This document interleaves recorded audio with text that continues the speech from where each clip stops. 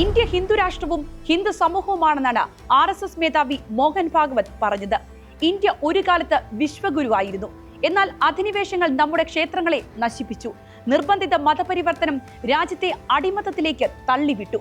അധിനിവേശത്തിന്റെ നാളുകൾ കഴിഞ്ഞു. രാമക്ഷേത്രത്തിന് മുകളിൽ പതാക ഉയർത്തി നൂറ്റാണ്ടുകളുടെ അടിച്ചമർത്തലുകൾക്ക് മേൽ ഇന്ത്യയുടെ സാംസ്കാരിക സ്വത്വം വിജയിച്ചു. ഇത്രയുമാണ് മോഹൻ ഭാഗവത് പറഞ്ഞത്. അയോധ്യയിൽ പതാക ഉയർത്തിയ ശേഷം ഭാഗവത് മറ്റൊന്നുകൂടി പറഞ്ഞു. ധർമ്മത്തെ പ്രതിനിധീകരിക്കുന്നതാണ് കാവിനിറം. അയോധ്യയ്ക്ക് മേൽ കാവിക്കൊടി പാറിയതോടെ ധർമ്മം നടപ്പിലായി എന്നാണ് ആ വാക്കുകളുടെ അർത്ഥം. ഇതുവരെ ചെങ്കോട്ടയിൽ പതാക ഉയർത്തുമ്പോഴാണ് ഇന്ത്യയുടെ ധർമ്മം പാലിക്കപ്പെടുന്നു എന്ന് നമ്മൾ കരുതിയത്.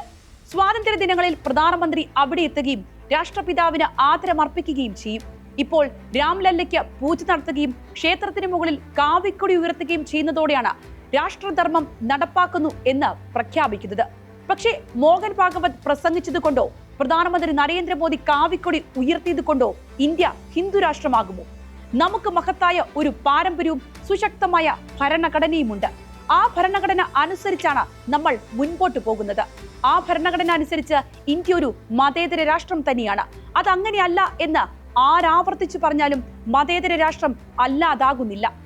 നരേന്ദ്രമോദിയും മോഹൻ ഭാഗവതും യോഗി ആദിത്യനാഥും ഒന്നിച്ചൊരു വേദിയിലെത്തി പതാക ഉയർത്തി എന്നതുകൊണ്ട് ഇന്ത്യയെ ഹിന്ദു രാഷ്ട്രം എന്ന് വിളിക്കാൻ കഴിയില്ല. ചരിത്രപരമായും സാമൂഹികമായും ഇന്ത്യ മതേതര രാഷ്ട്രം തന്നെയാണ്. ഇതിന്റെ ഓരോ ശിലകളും പാകിയിരിക്കുന്നത് അങ്ങനെയാണ്.